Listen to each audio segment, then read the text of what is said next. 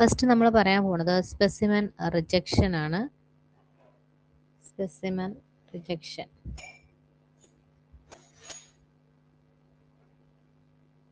Specimen rejections.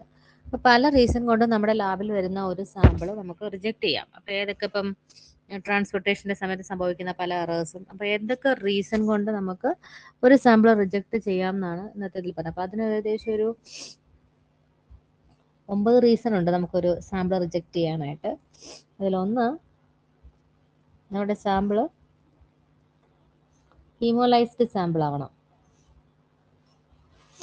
അല്ലെങ്കിൽ ലിപ്പിമിക് sample ആവണം.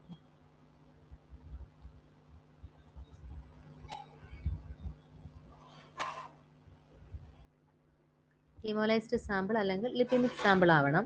2, നമുക്ക് കൊണ്ടുവരുന്ന ബ്ലഡിൽ ക്ലോട്ട് ഉണ്ടെങ്കിൽ, clot present in the anticoagulant sample. Clots present in the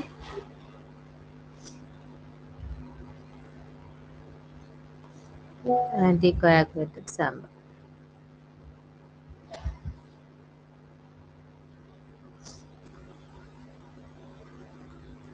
next, sometimes നമ്മൾ പറയും ഫാസ്റ്റിങ്ങിൽ വരണമെന്ന്, പക്ഷേ പേഷ്യൻ്റ് വരുന്നത് നോൺ ഫാസ്റ്റിങ്ങിലായിരിക്കും. അപ്പോൾ non fasting specimen when test required fasting.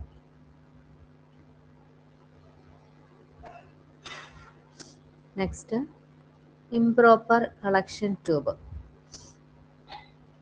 നമ്മൾ ഡീറ്റെയിൽ എടുക്കേണ്ടത് റെഡിൽ എടുത്തുകൊണ്ട് വരുവാണെങ്കിൽ ഇംപ്രോപ്പർ ബ്ലഡ് കളക്ഷൻ ട്യൂബ്. ഇത് നമുക്ക് വേണ്ടത്ര വോളിയം ഇല്ലാണ്ട് വരിക, ഇൻസഫിഷ്യൻറ്റ് വോളിയം മീൻസ് നമുക്ക് കുറച്ച് സാമ്പിളേ കിട്ടുള്ളൂ, ഷോർട്ട് ഡ്രോസ്. അപ്പോൾ ഇത് സംഭവിക്കും റോങ് വോളിയം. നമുക്കൊരു 2 ml വേണ്ടിടത്ത് 0.5 ഉണ്ടല്ലെങ്കിൽ നമുക്കത് ടെസ്റ്റ് ചെയ്യാൻ പറ്റില്ല. That is wrong volume. Next, improper transport conditions. Improper transport conditions. Improper transport കണ്ടീഷൻസിൽ മെയിനായിട്ടും എക്സാമ്പിൾ പറയാനായിട്ടുള്ളത്, ഇപ്പോൾ നമുക്ക് ബ്ലഡ് ഗ്യാസ് അനാലിസിസിന് സാമ്പിൾ എടുക്കേണ്ടത്, കൊണ്ടുവരേണ്ടത് നമ്മൾ ഐസ് പാക്കിന് മുകളിൽ വെച്ചിട്ടായിരിക്കണം, ഐസിൻ്റെ പ്രസൻസിലായിരിക്കണം. അപ്പോൾ അല്ലാതെ കൊണ്ടുവരുന്ന സാമ്പിൾ ഇംപ്രോപ്പർ ട്രാൻസ്പോർട്ട് കണ്ടീഷൻ. അതിപ്പോൾ അതുപോലെ പല സാമ്പിളിനും ഓരോന്നും ഓരോ ട്രാൻസ്പോർട്ട് കണ്ടീഷൻസ് ഉണ്ട്, അത് കീപ്പ് ചെയ്യാതെ വരുന്നത്. നെക്സ്റ്റ്, അപ്പോൾ എന്തൊക്കെയാണോ, ഒന്ന് ഹീമോലൈസ്ഡ് സാമ്പിൾ അല്ലെങ്കിൽ ലിപ്പിമിക് ഉള്ളപ്പോൾ നമുക്ക് റിജക്ട് ചെയ്യാം. ക്ലോട്ട് പ്രസന്റ് ആണ് ആന്റികോയാഗുലന്റ് സാമ്പിൾ, നമുക്ക് റിജക്ട് ചെയ്യാം. നോൺ ഫാസ്റ്റിംഗ് സ്പെസിമെൻ, നമുക്കിപ്പോൾ FLP ആണ് ചെയ്യേണ്ടത്, പക്ഷേ ആൾ ഫാസ്റ്റിംഗ് അല്ലെങ്കിൽ നമുക്ക് അത് റിജക്ട് ചെയ്യാം. ഇംപ്രോപ്പർ ബ്ലഡ് കളക്ഷൻ ട്യൂബ്, അതുപോലെ റോങ് വോളിയം, ഇൻസഫിഷ്യൻറ്റ് വോളിയം ആണെങ്കിൽ നമുക്ക് റിജക്ട് ചെയ്യാം. ഇംപ്രോപ്പർ ട്രാൻസ്ഫർ കണ്ടീഷൻ, ഇപ്പോൾ ബ്ലഡ് ഗ്യാസ് അനാലിസിസിന് ഐസ് പാക്കിൽ കൊണ്ടുവരേണ്ടതാണ്, പക്ഷെ അങ്ങനെയല്ല കൊണ്ടുവന്നെങ്കിൽ നമുക്കത് റിജക്ട് ചെയ്യാം. നെക്സ്റ്റ് എന്ന് പറയുന്നത്, പിന്നെ നമുക്ക് ഡിസ്ക്രീപ്പൻസി ഉണ്ട് എന്ന് വെച്ചാൽ നമുക്ക് കിട്ടിയ സാമ്പിളിലെ പേരും നമുക്ക് കൊണ്ടുവന്ന റിക്വസിഷൻ ഫോമിലെ ലേബലും തമ്മിൽ ഡിഫറൻസ് ഉണ്ടെങ്കിൽ നമുക്ക് എന്ത് ചെയ്യാൻ പറ്റും, അത് റിജക്ട് ചെയ്യാം. Discrepancy between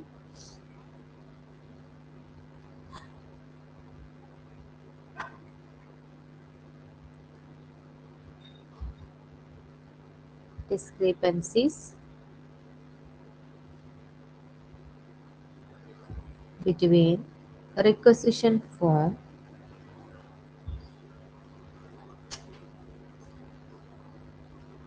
and specimen label.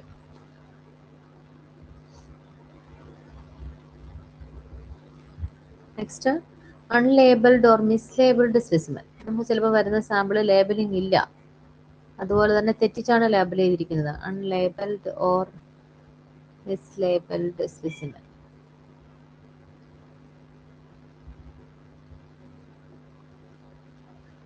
Label ചെയ്യാതെ വരുന്നത് കണ്ടാമിനേറ്റഡ് സ്പെസിമെൻ,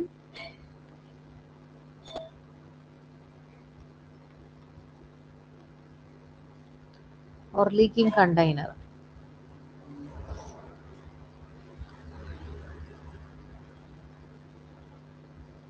ഓക്കെ, അപ്പോൾ നമ്മൾ ഓൾറെഡി പറഞ്ഞു, ഹീമോലൈസ്ഡ് സാമ്പിൾ റിജക്ട് ചെയ്യാം, ലിപ്പിമിക് സാമ്പിൾ നമുക്ക് റിജക്ട് ചെയ്യാം, ക്ലോട്ട് എന്തെങ്കിലും പ്രസന്റ് ആയിട്ടുണ്ടെങ്കിൽ അത് നമുക്ക് റിജക്ട് ചെയ്യാം. ഇംപ്രോപ്പർ ബ്ലഡ് കളക്ഷൻ ട്യൂബ് നമുക്ക് റിജക്ട് ചെയ്യാം. അതുപോലെ ഷോർട്ട് ഡ്രോ ഇൻസഫിഷ്യൻറ്റ് വോളിയം ആണെങ്കിൽ റിജക്ട് ചെയ്യാം.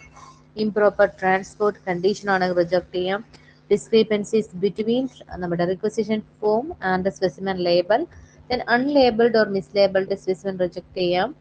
Contaminated specimen or leaking container നമുക്ക് റിജക്ട് ചെയ്യാം. ഇനി നമുക്ക് ഈ പറഞ്ഞ പേഷ്യൻ്റ് ഐഡന്റിഫിക്കേഷൻ വെരിഫിക്കേഷൻസിന്റെ എറേഴ്സുകളെ നമുക്ക് എങ്ങനെ ഒഴിവാക്കാന്ന്, മീൻസ് അതെങ്ങനെ അവോയ്ഡ് ചെയ്യാന്ന്.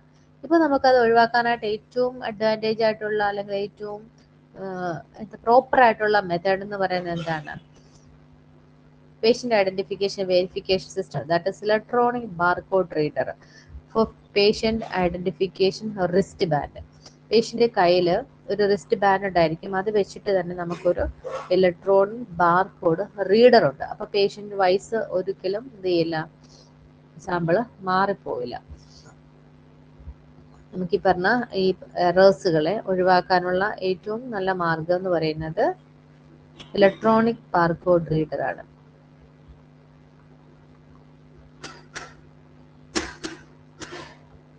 ഐഡന്റിഫിക്കേഷൻ എറേഴ്സ് ഒഴിവാക്കാനുള്ള മെത്തേഡാണ് electronic barcode reader.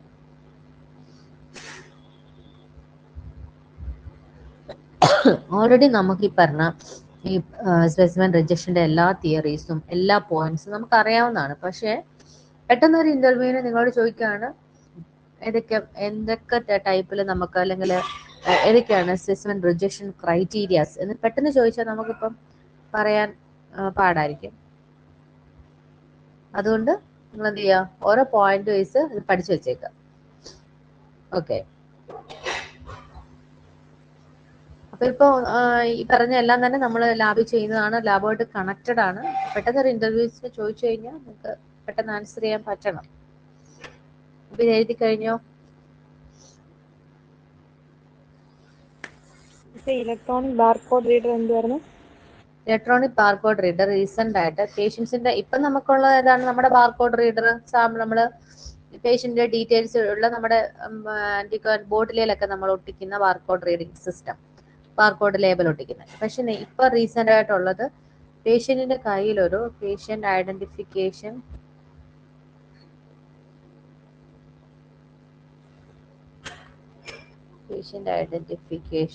Wrist WRIST ആണ്, റിസ്റ്റ് ബാൻഡ് ഉണ്ട് അവരുടെ കയ്യിൽ. അപ്പോൾ ആ പേഷ്യന്റിന്റെ ബ്ലഡ് എടുക്കുമ്പോൾ ആ റിസ്റ്റ് ബാൻഡുമായിട്ട് അതിലെല്ലാ ഡീറ്റെയിൽസ് ഉണ്ട്. അപ്പൊ അതിൽ വെച്ചിട്ട് നമുക്ക് അതിന്റെ ഡീറ്റെയിൽസ് വെച്ചിട്ടുള്ള റീഡർ ഉണ്ട്. അതാണ് അങ്ങനത്തെ റീഡർ സിസ്റ്റമാണ് ഇലക്ട്രോണിക് ബാർകോഡ് റീഡർ. അത് ഇസ് കണക്റ്റഡ് ടു ഏതാണ് പേഷ്യന്റ് ഐഡന്റിഫിക്കേഷൻ റിസ്റ്റ് ബാൻഡ് ആയിട്ട് കണക്റ്റഡ് ആണ്. അപ്പൊ ആ ഒരു പേഷ്യന്റിന്റെ എല്ലാ ഡീറ്റെയിൽസും ആ റിസ്റ്റ് ബാൻഡിൽ നമ്മൾ റീഡർ വെച്ചിട്ട് നോക്കുവാണെങ്കിൽ നമുക്കത് കിട്ടും. Electronic barcode reader for patient identification wristbands. എഴുതിയോ?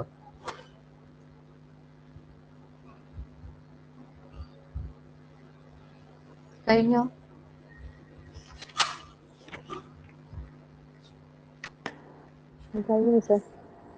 Okay,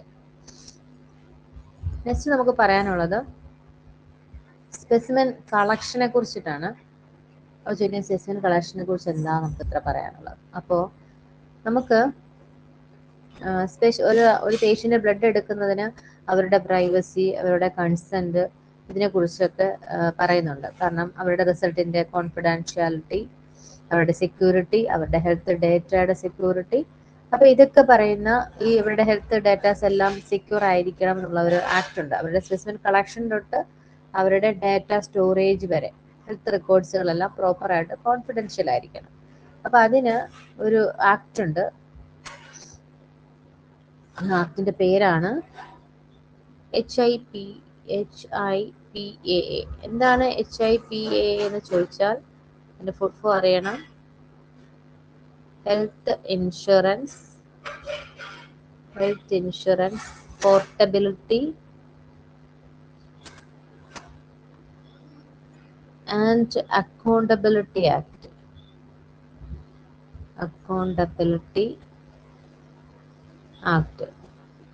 health insurance portability and accountability act എന്ന് വെച്ചാൽ ഇതെന്താണ് ഈ ആക്ട് കൊണ്ട് എൻഷുർ ചെയ്യുന്നത്, ഉറപ്പുവരുത്തുന്നത്? Ensures The security and privacy of health data. Security and privacy of health data, and protects the confidentiality of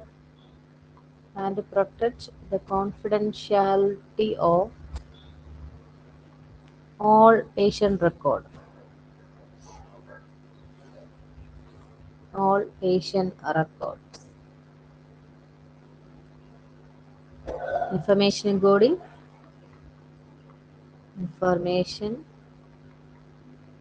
including IN ആണ്, including all laboratory data.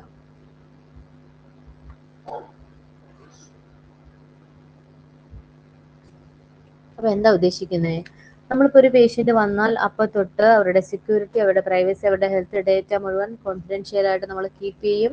അവരുടെ information, all laboratory data എല്ലാം നമ്മൾ safe ആയിട്ട് secure ആയിട്ട് കൊടുക്കണം എന്ന് പറയുന്ന ആക്ടിന് പറയുന്ന പേരാണ്, അല്ലെങ്കിൽ അത് ആ റെഗുലേറ്ററി ആക്ടിന് പറയുന്ന പേരാണ് HIPAA. അപ്പൊ HIPAA എന്താണ് ഇൻഷുർ ചെയ്യുന്നതെന്ന് വേണേൽ ക്വസ്റ്റ്യൻ വരാം. അല്ലെങ്കിൽ പേഷ്യന്റിന്റെ ഡീറ്റെയിൽസ് സെക്യൂറും കോൺഫിഡൻഷ്യലും ആയിട്ട് വെക്കണം എന്ന് പറയുന്നത് ഏത് ആക്ടിന്റെ ബേസിലാണ് ചെയ്യുന്നത്? അപ്പൊ നമുക്ക് TGC ഉണ്ട്, പിന്നെ ക്ലിയ ഉണ്ട്, അപ്പൊ പല പല ആക്ടുകളുണ്ട്, NCC ഉണ്ട്. അപ്പൊ ഇതിൽ ഏതാണ് ചോദിക്കുക? അപ്പൊ HIPAA ആണ്. അപ്പൊ HIPAയുടെ full form health insurance portability and accountability act എന്നാണ് പറയുന്നത്. ഇനി വേറെ രണ്ട് കാര്യങ്ങൾ പറയുന്നുണ്ട് നമ്മുടെ ടൈം ഓഫ് കളക്ഷനെ സംബന്ധിച്ച്.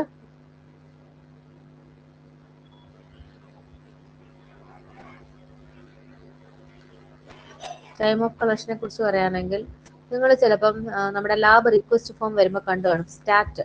അത് നമ്മുടെ ലാബിലെ ടെസ്റ്റുകൾക്ക് മാത്രമല്ല, മരുന്നിനാണെങ്കിൽ പോലും എല്ലാത്തിനും അവിടെ സ്റ്റാറ്റ് എന്നിട്ടേക്കും, ചിലതിൽ ASAP എന്നിട്ടേക്കും. അപ്പൊ ഈ രണ്ട് വേർഡും വന്നിട്ടുള്ളത്, ASAP എന്ന് പറയുന്നത്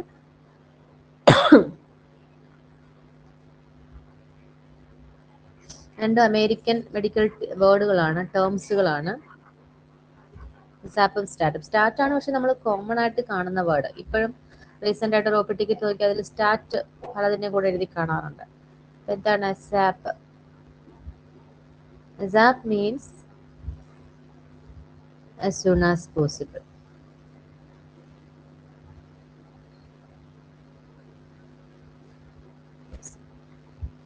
എന്താണ് സ്റ്റാറ്റ്?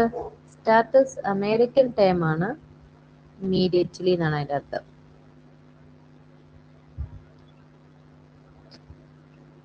ലാറ്റിൻ വേർഡ് അതിൻ്റെത് വരുന്നത് സ്റ്റാറ്റം എന്നാണ്, STATIM, സ്റ്റാറ്റിക്. അപ്പൊ ഇത് രണ്ടും മെഡിക്കൽ നമ്മുടെ ബ്ലഡ് കളക്ഷനോട് റേറ്റ് ചെയ്ത് വരുന്ന രണ്ട് ടേംസുകളാണ്, ASAPും സ്റ്റാറ്റും. ഒന്ന് as soon as possible, രണ്ട് സ്റ്റാറ്റ് ഇമ്മീഡിയറ്റ്ലി. ലാറ്റിൻ ടേം സ്റ്റാറ്റിം എന്നാണ് പറയുന്നത്. ഓക്കെ,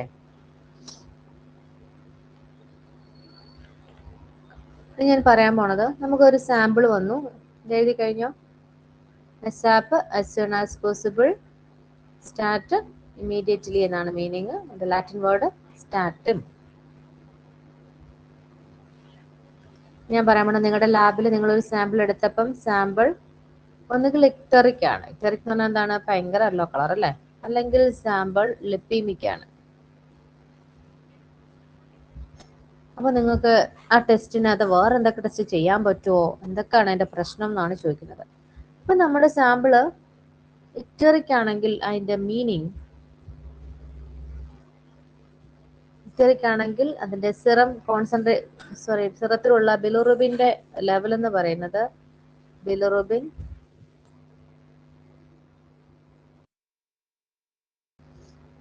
ഇക്ടറിക് ഓർ ലിപ്പിമിക് സിറത്തിന്റെ ഓരോ ടെസ്റ്റ് നമ്മൾ പറഞ്ഞു ഇന്റർഫിയർ ചെയ്യുന്ന കാര്യങ്ങൾ. ഇക്ടറിക് ആണെങ്കിൽ നമുക്ക് ചെയ്യാൻ പറ്റാത്ത, ഇക്ടറിക് എന്ന് നമ്മൾ വിളിക്കാൻ കാരണം ബിലിറുബിന്റെ ലെവൽ എന്ന് പറയുന്നത് 430 mmol/L അല്ലെങ്കിൽ 25 mg/L ആണെങ്കിൽ നമുക്ക് ആ സിറത്തിന് ഇക്ടറിക് എന്ന് പറയാം. ബിലിറുബിന്റെ ലെവൽ അത്രയും ഹയർ ലെവലിൽ പോകണം. അപ്പൊ നമുക്ക് ഈ പറഞ്ഞ ഇക്ടറിക് ആയ സിറത്തിൽ നിന്ന് ഏതൊക്കെ ടെസ്റ്റുകൾ, ഏതൊക്കെ മെത്തേഡുകൾ ചെയ്യുമ്പോൾ അത് ഇന്റർഫിയർ ചെയ്യുന്ന വെച്ചാൽ, ആൽബുമിൻ, കൊളസ്ട്രോൾ, ടോട്ടൽ പ്രോട്ടീൻ ആദ്യം ഓർക്കുക, മെത്തേഡ് പോട്ടെ.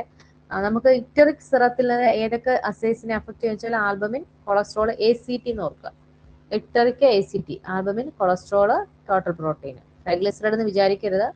ACT എന്ന് പറയുമ്പോൾ ആൽബമിന്, കൊളസ്ട്രോൾ, ടോട്ടൽ പ്രോട്ടീൻ. അപ്പൊ അതിൽ തന്നെ ആൽബമിന്റെ മെത്തേഡ് 4-ഹൈഡ്രോക്സി അസോബെൻസീൻ 2-കാർബോക്സിലിക് ആസിഡ് മെത്തേഡ് ചെയ്യുമ്പോൾ മാത്രമാണ് ഇത്തറിക് സിറം ആണെങ്കിൽ അത് അഫക്ട് ചെയ്യും, ഇന്റർഫിയർ ചെയ്യും. കൊളസ്ട്രോളിന്റെ ഫെറിക് ക്ലോറൈഡ് റിയേജന്റ് വെച്ചിട്ടുള്ള മെത്തേഡ് ആണെങ്കിൽ ഫെറിക് ക്ലോറൈഡുമായിട്ട് അതിന് റിയാക്ഷൻ വരും, അതുകൊണ്ട് ആ മെത്തേഡ് യൂസ് ചെയ്യാൻ പറ്റില്ല.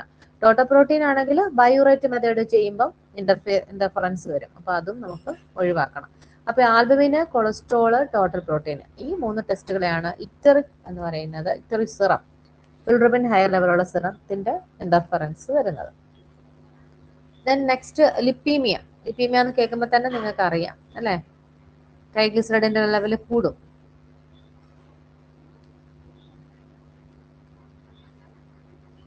ലിപ്പീമിയ എന്ന് പറയുമ്പോൾ നമ്മുടെ triglyceride level is very high.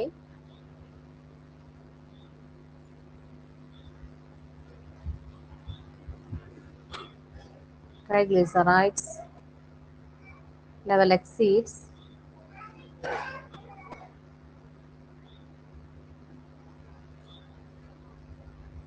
4.6 millimole per liter അല്ലെങ്കിൽ 400 milligram per day. ഇത്രയും എക്സീഡ് ചെയ്യുമ്പോഴാണ് നമ്മൾ സിറം ലിപ്പീമിക് എന്ന് പറയുന്നത്. അപ്പൊ ഏതൊക്കെ ടെസ്റ്റുകളെയാണ് ലിപ്പീമിക് സിറം ഇൻഹിബിറ്റ് ചെയ്യുന്നത്, ഏതൊക്കെ അസേസിനെ അത് ബാധിക്കും എന്ന് വെച്ചാൽ, ലിപ്പീമിക്കായുള്ള ഒരു സാമ്പിൾ ലാബ് എപ്പോഴും നിങ്ങൾ കാണാറുള്ളതാണ്.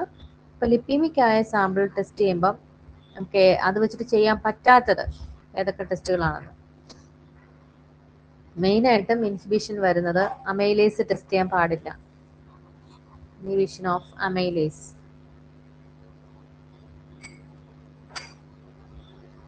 ഇൻഹിബിഷൻ ഓഫ് ഒന്ന് അമൈലേസ്, 2 യൂറേറ്റ്,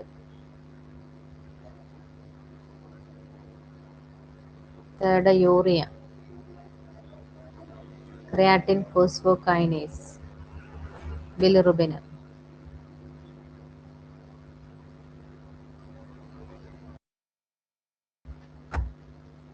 അപ്പോൾ നമുക്ക് ഏതൊക്കെ അസേസിനെയാണ് ഇൻഹിബിഷൻ വെച്ചാൽ amylase, urate, urea, creatine phosphokinase, bilirubin, total protein. ഇനി നമുക്ക് വേണമെങ്കിൽ ഈ പറഞ്ഞ ലിപ്പിമിക് സിറത്തിനെ നമ്മുടെ നോർമൽ സെൻട്രിഫിക്കേഷൻ വെച്ച് നമുക്ക് ഈ സിറത്തിനെ എന്ത് ചെയ്യാൻ പറ്റില്ല, ക്ലിയർ ചെയ്യാൻ പറ്റില്ല. അപ്പൊ നമുക്ക് അൾട്രാ സെൻട്രിഫിക്കേഷൻ വേണേൽ ചെയ്യാം, അല്ലെങ്കിൽ ഇതിനെ കറക്ഷൻ മെത്തേഡുകൾ, ഇപ്പൊ ലിപ്പിമിക് ആയിട്ടുള്ള വേറെ എന്തൊക്കെ കറക്ഷൻ മെത്തേഡ്സ് നമുക്ക് ചെയ്ത് ഇത് കറക്റ്റ് ചെയ്യാന്ന് വെച്ചാൽ, ഒന്ന് നമുക്ക് വേണമെങ്കിൽ ബ്ലാങ്കിങ് മെത്തേഡ് ചെയ്യാം, ബ്ലാങ്കിങ് പ്രൊസീജിയർ.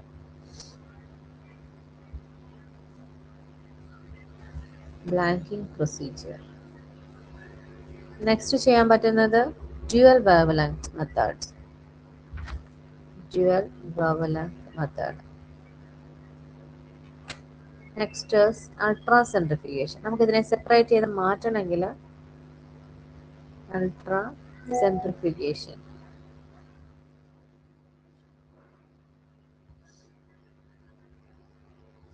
അപ്പൊ എന്ത് ചെയ്യാൻ പറ്റും, ഇതിനകത്തുള്ള കൈലോമൈക്രോൺസിനെ എല്ലാം സിറയിലെ പ്ലാസ്മയിൽ നിന്ന് വേർതിരിച്ചെടുക്കാൻ പറ്റും. അപ്പൊ 3 മെത്തേഡ് വെച്ചിട്ട് നമുക്ക് ഈ പറഞ്ഞ ലിപ്പിമിക് സാമ്പിളിനെ കറക്റ്റ് ചെയ്യാൻ പറ്റും. ഒന്ന് ബ്ലാങ്കിങ് പ്രൊസീജിയർ വെച്ചിട്ട് ബ്ലാങ്കുമായിട്ട് കമ്പയർ ചെയ്യാൻ പറ്റും. എന്നിട്ട് അതേപോലെ തന്നെ നമുക്ക് ഇപ്പം അതൊക്കെ ശരിക്കും പറഞ്ഞാൽ സെറ്റ് ഓഫ് ഓട്ടോമെട്രിക്കലി ഒക്കെ ചെയ്യണം. അപ്പൊ പഴയ ഓൾഡസ്റ്റ് മെത്തേഡിലാണ്, അത്രയും ഔട്ട്ഡേറ്റഡ് ഒക്കെയാണ്. പിന്നെ ഡ്യുവൽ വേവ്ലെങ്ത് മെത്തേഡ് ചെയ്യാൻ പറ്റും, സിമോട്ടയിലൊക്കെ ചെയ്യാൻ പറ്റുന്നതാണ് ഡ്യുവൽ വേവ്ലെങ്ത് മെത്തേഡ്. പിന്നെ അൾട്രാ സെൻട്രിഫിക്കേഷൻ, നമ്മൾ നോർമൽ സെൻട്രിഫിക്കേഷൻ അല്ലാതെ അൾട്രാ സെൻട്രിഫിക്കേഷൻ വഴി നമുക്ക് ഈ പറഞ്ഞ കൈലോമൈക്രോൺസിനെയും ഇതിനെയൊക്കെ നമുക്ക് എന്ത് ചെയ്യാൻ പറ്റും, വേർതിരിച്ച് മാറ്റിയിട്ട് സിറം ക്ലിയർ ആക്കാൻ പറ്റും. അപ്പൊ അസേസ് ചെയ്തൊക്കെയാണ് ഇൻഹിബിറ്റ് ചെയ്യുന്നത് നമ്മൾ അറിഞ്ഞിരിക്കണം. Amylase, urate, urea, creatine phosphokinase, bilirubin, total protein. ഒരു തവണയെങ്കിലും വായിച്ചത് ക്വസ്റ്റ്യൻ പേപ്പറിൽ കാണുമ്പോൾ നമുക്ക് ആൻസർ ചെയ്യാൻ പറ്റും. അപ്പൊ അതുകൊണ്ട് എന്തായാലും നിങ്ങൾ അത് വായിച്ചു വെക്കണം കേട്ടോ. ഇനി ഏറ്റവും വരുന്ന മറ്റൊരു എന്താ പറയാ ഭയങ്കര കളക്ഷൻ അസോസിയേറ്റഡ് വേരിയബിൾ വരുന്ന ഒരു സംഭവമാണ് ഹീമോലൈസ്ഡ് സാമ്പിൾ. ഇപ്പൊ ലിപ്പിമിക് അറിയാം, ഇക്ടറിക് അറിയാം, നെക്സ്റ്റ് വരാൻ പോണ മെയിൻ ആയിട്ടുള്ള സംഭവമാണ് ഹീമോലൈസിസ്. ഹീമോലൈസ്ഡ് സാമ്പിൾ കാണാത്ത ആരും കാണില്ല.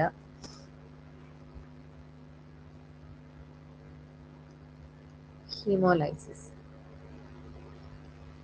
ഹീമോലൈസിസ്. അപ്പൊ ഹീമോലൈസിസിനെ കുറിച്ച് പറയുമ്പോൾ നമുക്ക് കിട്ടുന്ന ഒരു സാമ്പിൾ ഹീമോലൈസ്ഡ് സാമ്പിൾ, ബ്ലഡ് സാമ്പിൾ ആണെങ്കിൽ എന്ത് സംഭവിക്കും,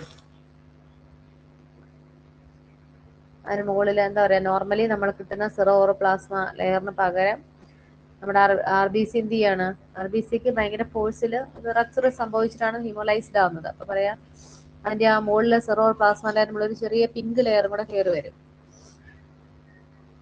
ലൈറ്റ് പിങ്ക് അല്ലെങ്കിൽ ഒരു ലൈറ്റ് റെഡ് കളറോടെ കലർന്നതായിരിക്കും നമ്മുടെ സിറത്തിന്റെ അല്ലെങ്കിൽ ലെയർ എന്ന് പറയുന്നത്. ഇനി എന്തൊക്കെ റീസൺ കൊണ്ടാണ് ഒരു സാമ്പിൾ ഹീമോലൈസ്ഡ് ആവുന്നത്, അത് ഇമ്പോർട്ടന്റ് ആണ്. ഹീമോലൈസ്ഡ് ആവുന്ന സാമ്പിളിനുള്ള ഏത് ടെസ്റ്റ് അഫക്ട് ചെയ്യുന്നതിനേക്കാളിൽ എന്തൊക്കെ കാരണങ്ങൾ കൊണ്ട് ഹീമോലൈസ്ഡ് വരാം അത് അറിഞ്ഞിരിക്കണം നമ്മൾ ലാബിൽ. പ്രത്യേകിച്ച് നമ്മൾ എനിക്കൊന്ന് പ്രധാനമായിട്ട് നമ്മൾ ബ്ലഡ് ഒക്കെ എടുക്കുന്ന വ്യക്തിയാണെങ്കിൽ അവിടെ ശ്രദ്ധിക്കേണ്ട ഒരുപാട് കാര്യങ്ങളുണ്ട്. നമ്മൾ using a needle that is too small,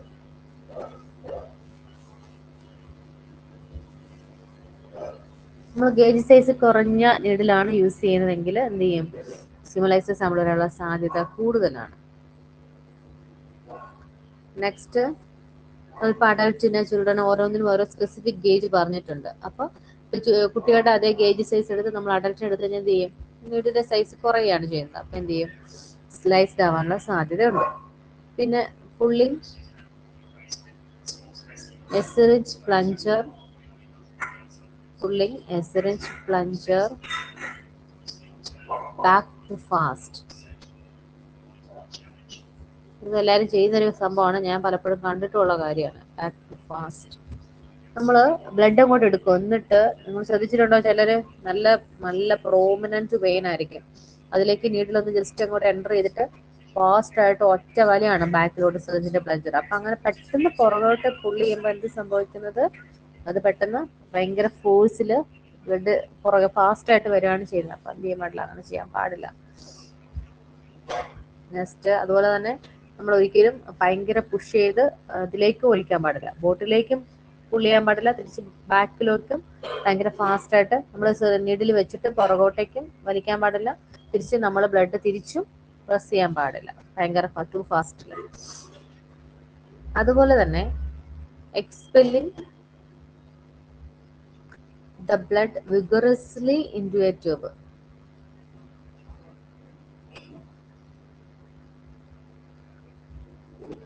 Vigorously into a tube. തിരിച്ച് നമ്മൾ ബ്ലഡ് പുറകോട്ട് വലിക്കുന്ന ഫാസ്റ്റ് തന്നെ നമ്മൾ എന്ത് ചെയ്യാണ്, ഒരു 2 ml ബ്ലഡ് എടുത്തിട്ട് ആ ട്യൂബിലേക്ക് ഒറ്റ ഒരു ഫോഴ്സിൽ ഭയങ്കരമായിട്ട് പുഷ് ചെയ്യരുത്. അങ്ങനെ വിഗറസ്ലി ചെയ്യാൻ പാടില്ല, അപ്പോഴും എന്ത് ചെയ്യും, ലൈസ്ഡ് ആവും. ഇത് നമ്മളോടൊന്ന് ഇൻവേർഷൻ ആണ് പറഞ്ഞിരിക്കുന്നത്, സ്ലോലി ഇൻവേർഷൻ ആണ് നമ്മൾ ട്യൂബിൽ ചെയ്യേണ്ടത്. ചിലരെന്നാ ചെയ്യും, ഷേക്കിംഗ് ഓർ മിക്സിങ്. ഇത് വിവരമൊന്നും ഇല്ലാത്തവരാണെങ്കിൽ shaking or mixing the tube vigorously.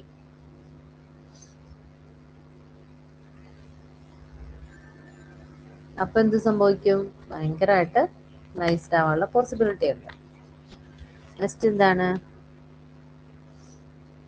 നമ്മൾ മിസ് ചെയ്യുന്നൊരു സാധനമാണ് performing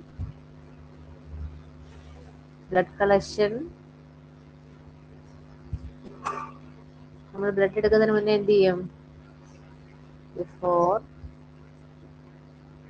the alcohol as dried at the collection site.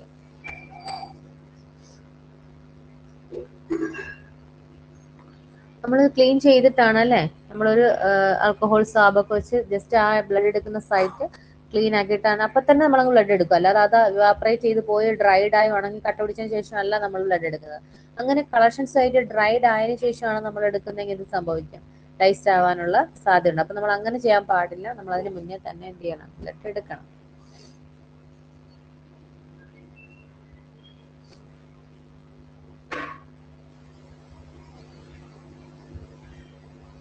Next,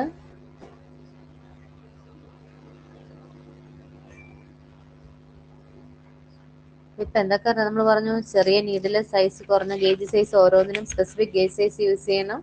ഒത്തിരി ഫാസ്റ്റ് ആയിട്ട് പ്ലഞ്ചർ പുഷ് ചെയ്യാൻ പാടില്ല. അതുപോലെ ബ്ലഡ് വിഗറസ്ലി ട്യൂബിലേക്ക് പുഷ് ചെയ്യാൻ പാടില്ല. ഷേക്കിംഗ് അല്ലെങ്കിൽ വിഗറസ്ലി ഷേക്കിംഗ് മിക്സിംഗ് പാടില്ല. നമ്മൾ ആ സൈറ്റ് ഡ്രൈഡ് ആവുന്നതിന് മുന്നേ തന്നെ ബ്ലഡ് എടുക്കണം.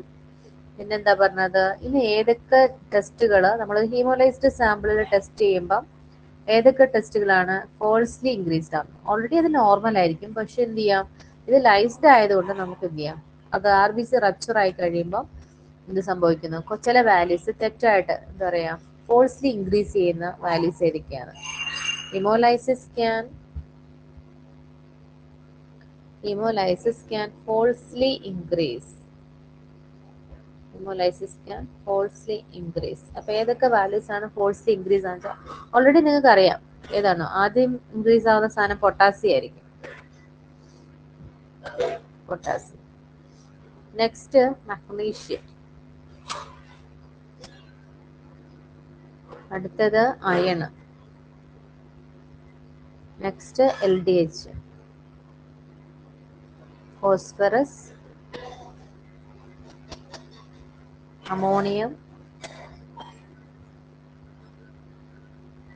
Total protein.